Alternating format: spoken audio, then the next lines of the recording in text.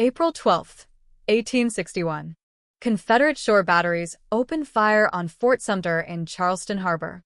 July 21, 1861. The Union Army is routed at Bull Run. June 1, 1862. Robert E.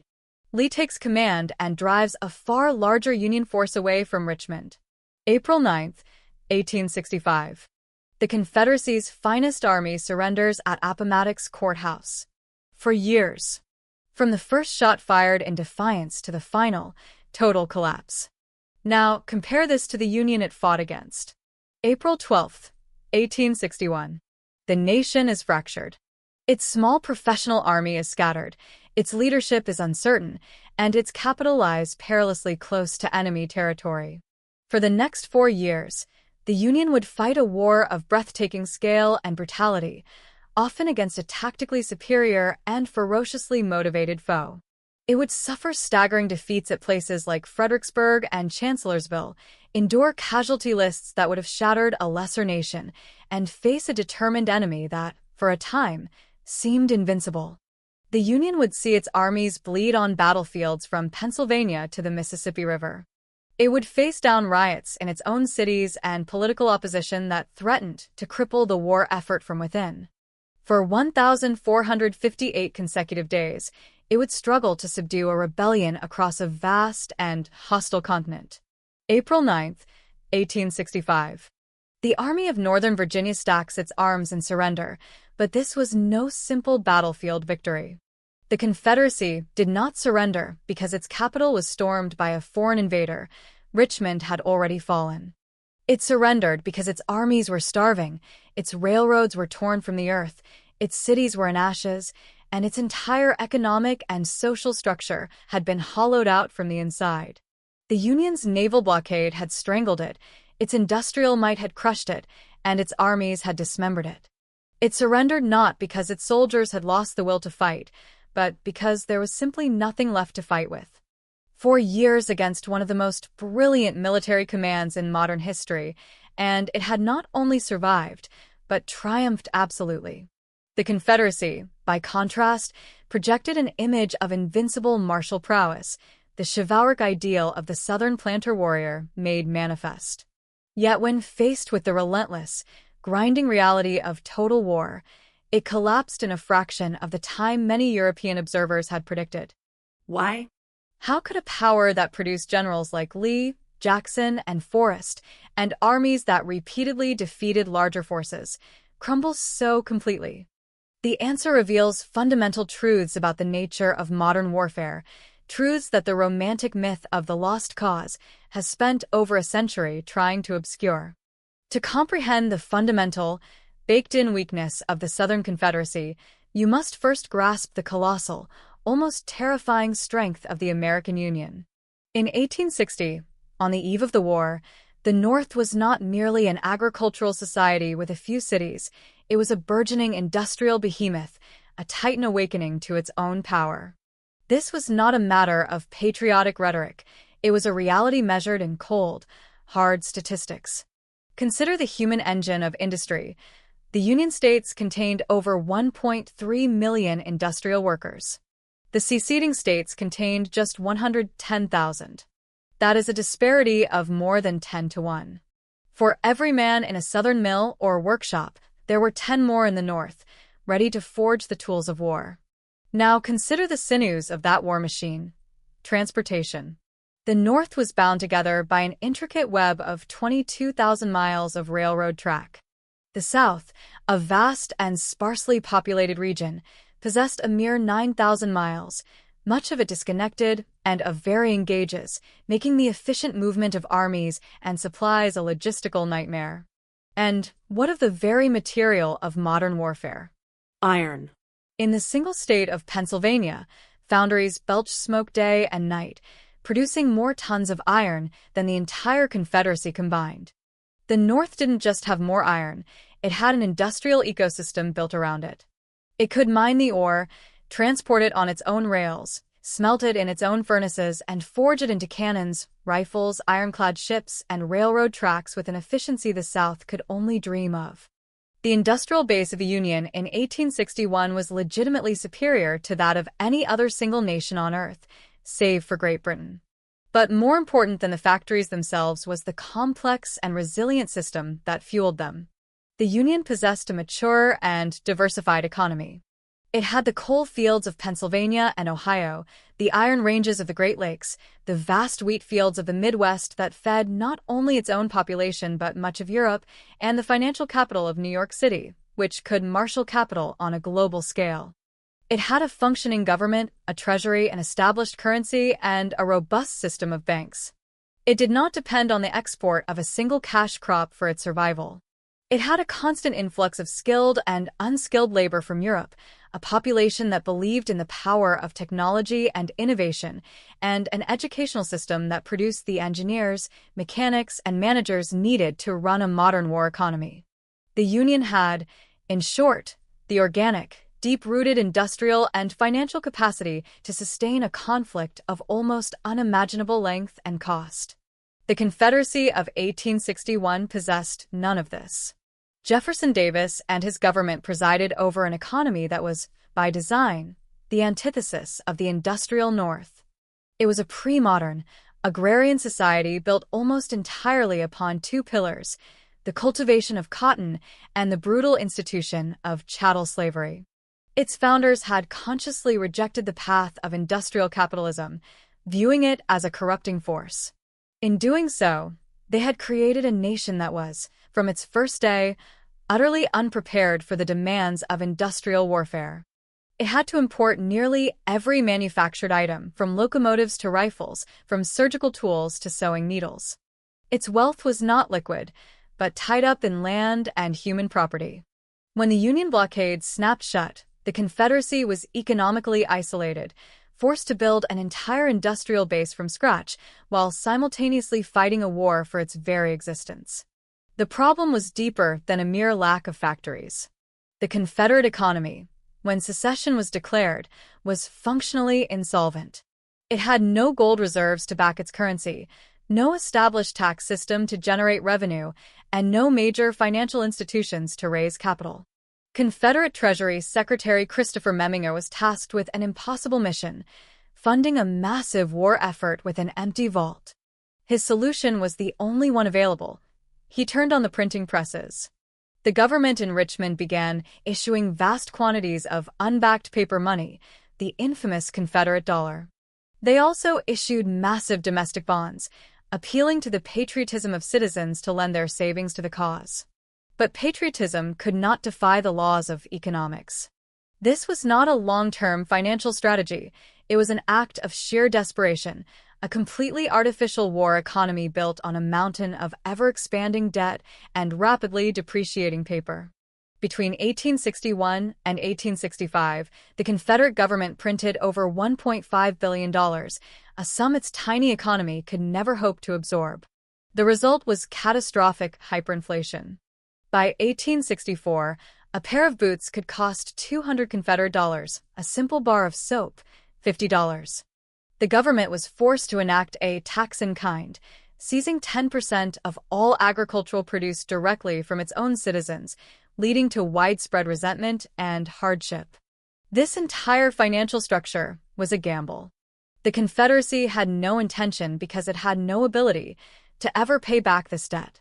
Its leaders gambled that a swift, decisive military victory, followed by diplomatic recognition from Europe, would rescue them. It wasn't an economic policy. It was a Ponzi scheme armed with cannons and cavalry. This meant that the Confederate war economy was fundamentally unsustainable. It required constant battlefield success and the promise of foreign intervention to keep from imploding. The Union had no such problem. It could, and in fact did, finance 4 years of total war through a stable mix of war bonds sold to the public, the introduction of a national paper currency known as greenbacks, and, crucially, a comprehensive system of federal taxation. Now, let us compare their direct military capacities. The Confederacy began the war with a surge of patriotic fervor. Hundreds of thousands of its finest sons flocked to the colors, forming the legendary armies that would win renown on battlefields across the South. By the war's end, An astonishingly high percentage of its white military-age male population had served in the Confederate forces. The Union, starting with a tiny regular army of just 16,000 men, would eventually mobilize over 2 million soldiers, drawing from a population more than twice the size of the white population of the South. In raw numbers, the Union's advantage was immense and, over time, decisive. The numbers seem comparable only if one ignores the context.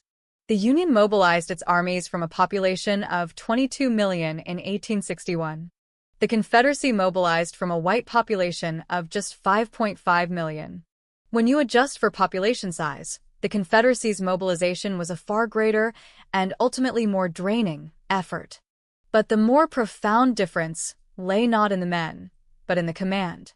The Confederate officer corps, especially in the Army of Northern Virginia, was arguably the most brilliant collection of tactical and operational commanders the world had seen up to that point. Lee, Jackson, Longstreet, Stuart. These men were masters of their craft, capable of inspiring their troops to achieve the seemingly impossible. The Union command structure, by contrast, began the war as a disorganized mess of political appointees and cautious, by-the-book professionals. Yet it evolved. Abraham Lincoln, a masterful civilian commander-in-chief, tirelessly searched for generals who would fight. He eventually found them in men like Ulysses S. Grant and William Tecumseh Sherman. These were not dashing cavaliers, but ruthless practitioners of a new kind of warfare. They understood that the Union's strength was not in tactical finesse, but in relentless, overwhelming pressure. They developed a coordinated, continent-wide strategy, a system of command that allowed subordinate generals the flexibility to achieve strategic objectives. Grant's overland campaign was not a single battle, but a continuous, grinding operation designed to destroy Lee's army, no matter the cost. The Confederate High Command, for all its battlefield genius, was a political disaster. President Jefferson Davis, a former Secretary of War, constantly meddled in tactical decisions, micromanaging his generals from afar. He engaged in bitter, protracted feuds with some of his most capable commanders, like Joseph E.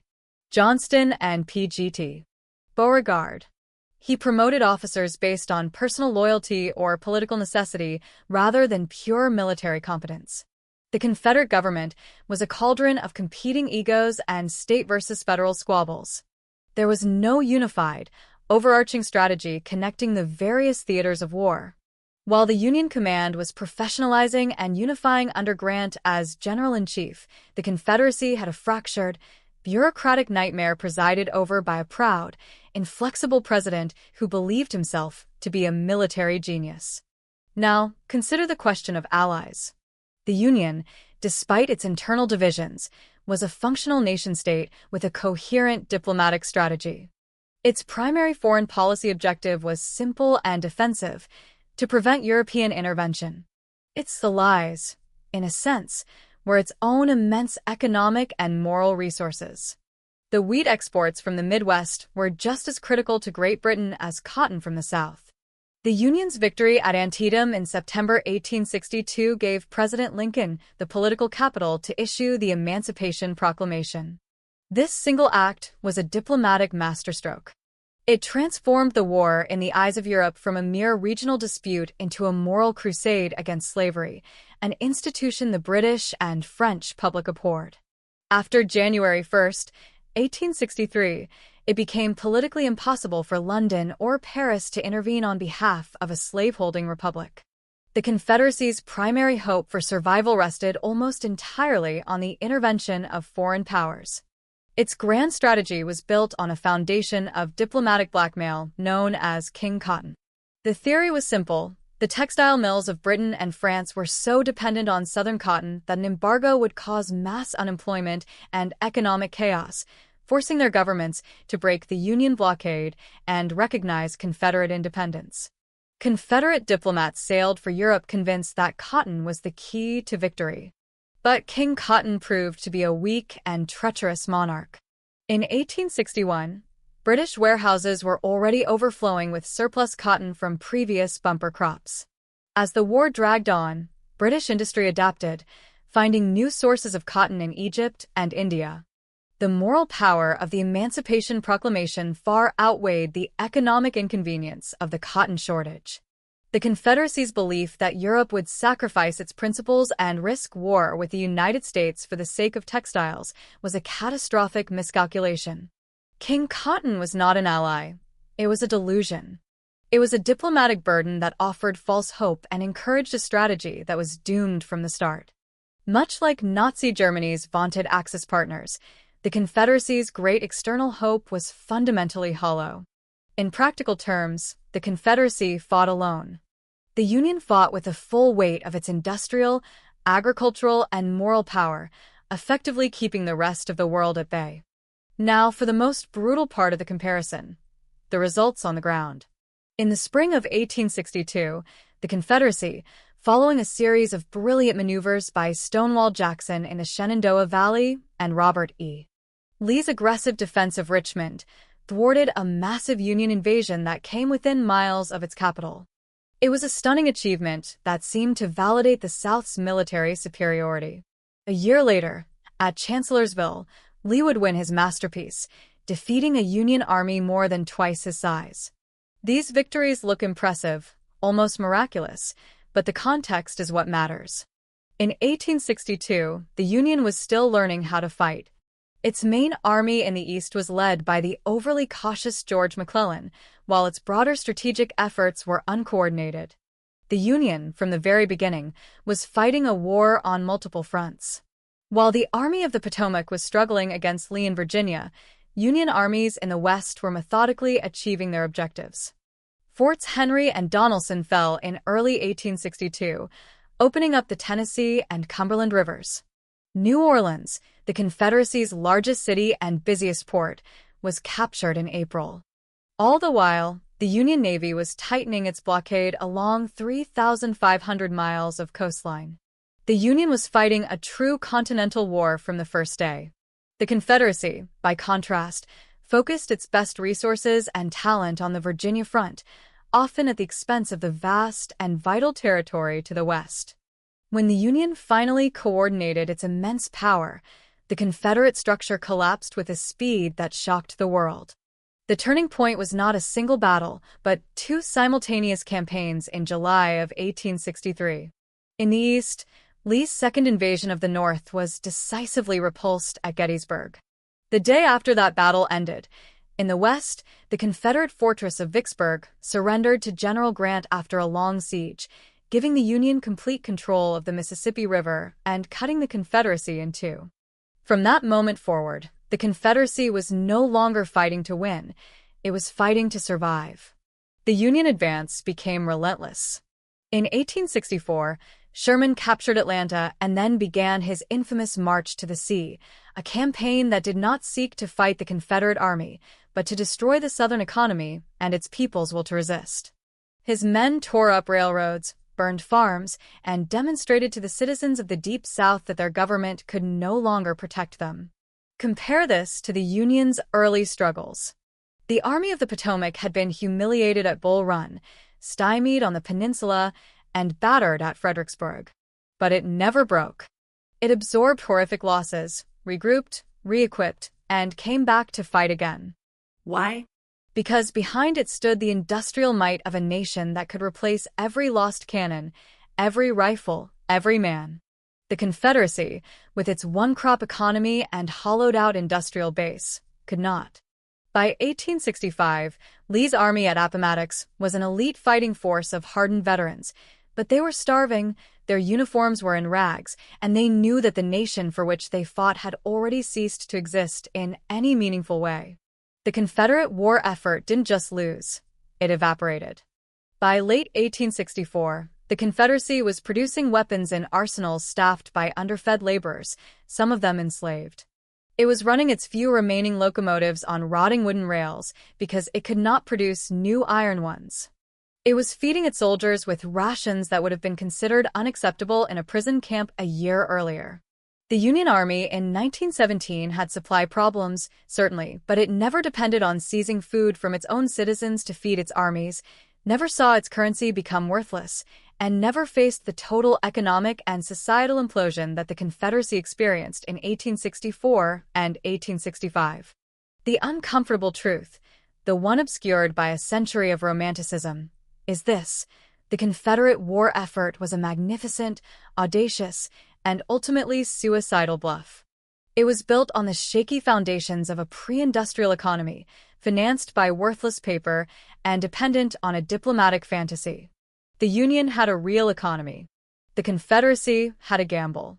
The Union had a deep bench of industrial, financial, and human resources.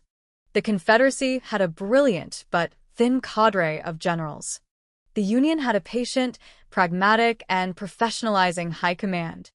The Confederacy had a proud and meddlesome executive who too often let personal feelings cloud his strategic judgment. And when both sides were locked in a prolonged, grinding war of attrition, one endured and grew stronger, while the other was crushed into dust. After the war, Confederate General Richard Ewell, when asked by a Union officer what had caused the South to lose, gave a simple, blunt answer. He said the North had failed to discover the Confederacy was a hollow shell until late in the summer of 1864. Josiah Gorgas, the Confederacy's brilliant chief of ordnance, who had miraculously built an arms industry from nothing, confided in his diary as early as July 1864. Where is this to end? No money in the treasury, no food to feed Gen. Lee's army. Despondency is abroad in the land. That is the difference. The Union fought to win. From 1863 onward, the Confederacy fought merely to postpone its own inevitable collapse. And when that collapse came, it came swiftly and completely. The myth of the invincible Southern warrior, the propaganda of a superior agrarian civilization, the idea that the Confederacy was a genuine superpower in the making, it was all a lie. The real numbers, the miles of railroad track, the tons of iron, the balance sheets of the treasuries, tell a completely different story. The nation that almost conquered a continent with its martial spirit was the one that collapsed into ruin. The nation that preserved the Republic was the one built by the Kaiser's true American counterpart, the factory worker, the railroad